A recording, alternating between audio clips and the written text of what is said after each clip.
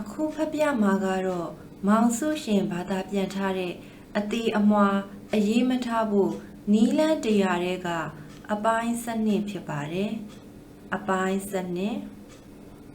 တစ်ဖက်လူမှန်သည်ဟုအများအားဖြင့်သဘောထားပါ။မိမိကိုယ်ကိုအမြဲတမ်းပြန်မေးသင့်သောမေးခွန်းတစ်ခုမှာအခြားမဟုတ်ငါအမှန်အကန်ဖြစ်ချင်တာလားဒါမှမဟုတ်စိတ်ချမ်းသာခြင်းဒါလားဟုသောမေးခွန်းဖြစ်သည်ဤကိစ္စ၌များသောအားဖြင့်ကိုကမှန်နေခြင်းလျင်စိတ်ချမ်းသာဖို့အကြောင်းရှိခြင်းမှရှိမည်ကိုကစိတ်ချမ်းသာခြင်းလျင်အမြဲတမ်းမှန်ရာဖြစ်ဖို့အကြောင်းရှိခြင်းမှရှိမည်ထိုနှစ်ခုတွင်တစ်ခုခုသာဖြစ်နိုင်သည်အမှန်ကိုကြီးစွဲကင်ရက်တီလိုလျင်မိမိကအပန်းတကြီးကာကွယ်အားထုတ်လျက်ပြောဆိုရတတ်သည်ထို့သောပြုသဖြင့်ရင်းနှီးသောကိုယ်ပံဝန်းကျင်နှင့်ပင်မသေးမမြတ်ဖြစ်တတ်သည်အမှန်တရားကိုလိုအပ်လျင်အခြားသူတို့မှားနေသည်ဆိုရမည်ဖြစ်သဖြင့်ထိုသူကလည်းပြန်လည်ခုခံပြောဆိုမည်ဖြစ်သောကြောင့်ကိုကပါမှန်ကန်ကြောင်းအတင်းအကျပ်ဆိုရပါလိမ့်မည်တို့ရာတွင်စာရေးသူအပါအဝင်အများစုမှာကိုမှန်ကန်ကြောင်းကိုအချိန်ကုန်လူပန်းခံ၍ပြောဆိုနေမိတတ်ကြသည်တစ်ဖက်လူကိုခြေပလူချင်းဖြစ်သည်များသောအားဖြင့်လူတို့သည်အခြားသူ၏အနေအထားအထင်အမြင်အယူအဆတို့နီးနှံတကြမဖြစ်သည်ကိုပြောရမည်တာဝန်ရှိသည်ဟုတိတိသားသားဖြစ်စေမတိမတာဖြစ်စေအထင်ရောက်နေတတ်ကြသည်ထို့သို့ပြုလုပ်ခြင်းဖြင့်အပြောခံရသူမှာနားလေသဘောပေါက်လိမ့်မည်သို့မဟုတ်အလိမ္မာတိုးလိမ့်မည်ဟုအထင်ရှိတတ်ကြသည်ထိုအထင်မြင်မှာတက်စဉ်မှားလေသည်ထိုအချက်ကိုစဉ်းစားဆင်ခြင်ကြည့်ပါမိမိကိုတစုံတစ်ယောက်ကထို့သို့ပညာပေး၍ပြုပြင်ခြင်းခံရဘူးပါသလားထို့သို့ခံရသည့်အခါကိုကထို့သူအားကျေးဇူးပါပဲဗျာခမားပြောတာမှန်တယ်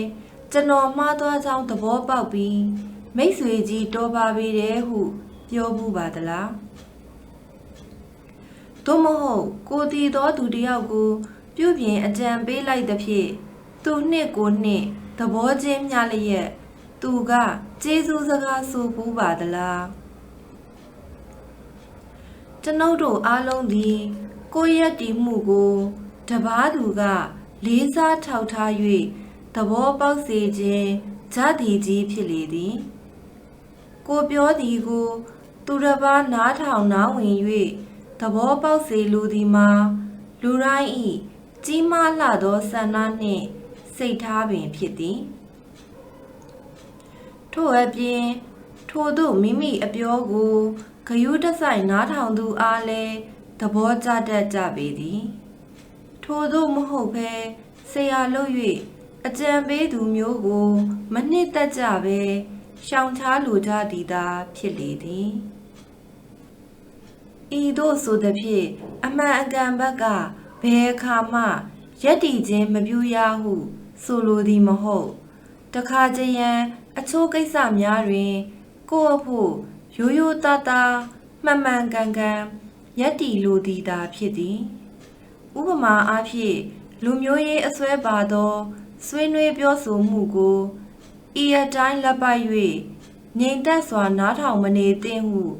အကျိုးသင့်အကြောင်းသင့်တွေးခြင်းတွေးမိပွေရာဖြစ်သည်ဤကိစ္စမျိုး၌ကိုယ်လိပ်ပြားကိုတန်းဖို့ဖြစ်သည်သို့တော်လည်းတခါကြရန်မှန်ကိုမှန်ရမည်ဟုကိုယ်စိတ်ကဆွဲလန်းလျက်အေးလူလူပြောဆိုရခြင်းကိုဖြက်လိုဖြက်စီးပြုမိတတ်ကြလေသည်အကောင်းဆုံးနှင့်နှစ်လိုပွဲအဖြစ်ဆုံးနီးလန်းမှာအေးတတ်တာလည်းဖြစ်စေမေတ္တာလည်းမပြတ်စေပဲအခြားသူများစိတ်ချမ်းသာအောင်ပြုလုပ်ဖို့ဖြစ်သည်ထို့ကြောင့်ပြုပြင်ရေးမလုပ်ပါနှင့်ထိုအချင်းရှိလျင်ဖျောက်ဖျက်ရမှာခက်ခဲတတ်တော်လဲအလေးကျင့်ပြုလုပ်လျင် အားထုတ်သလောက်အောင်မြင်နိုင်ပါသည်ထိုအခါတစ်စုံတစ်ယောက်ကဤကိစ္စဟာအရေးကြီးတယ်လို့ကျွန်တော်ထင်တယ်ဗျဟူ၍စကားရှိသည်မိမိကဟာမဟုတ်ဘူးဗျဓာတ်ချက်အရေးကြီးတာကဟူ၍ဖြတ်မပြောမိဖို့အရေးကြီးသည်ထို့အပြင်ဤသဘောမျိုးတက်ရောက်သောအခြားပုံစံမျိုးဖြစ်လေဖြတ်တောက်မပြောမိဖို့အရေးကြီးလေသည်ထိုအခါမျိုး၌တစ်ဖက်လူ၏စကားကိုစုံအောင်ပြောစေ၍သူ့အဆိုးကိုပေါ်လွင်စေရန်လက်ခံသင့်သည်ထိုအခါကုဘဝတွင်ကြုံဆုံရသောသူတို့မှာပို၍ခင်မင်နှစ်လိုပွဲရှိပြီးပို၍အတိုက်ခံမပြုကြဘဲရှိလိမ့်မည်သူတို့ဘက်ကလည်းဘာကြောင့်မှမသိပို၍ခင်မင်တွေ့တာသဘောပေါက်ကြလိမ့်မည်သို့ဖြစ်သောကြောင့်အများနှင့်ရောရောဝင်းဝင်းနေထိုင်ရသည့်အရသာနှင့်အခြားသူတို့ပျော်ရွှင်ကြည်နူးစွာရှိခြင်း၏အရသာကိုခံစားရပေလိမ့်မည်ဤကိစ္စမှာငါတကောကို၍အထစိတ်များရှင်ပြိုင်နေခြင်းထက်ပို၍အကျိုးရှိလိမ့်မည်ထို့သို့ပြုသောကြောင့်လည်းကိုယ်နှလုံးသားမှယုံကြည်မှုနှင့်အမှန်တရားအစွဲအလန့်တို့ကိုပြစ်ပယ်ရာမရောက်နိုင်ပေထို့ကြောင့်ယနေ့မှစ၍အခြားသူတို့မှန်ကန်ကြောင်းကိုညာသောအဖြစ်လာရောညီထွေးပြုနိုင်ပါစေ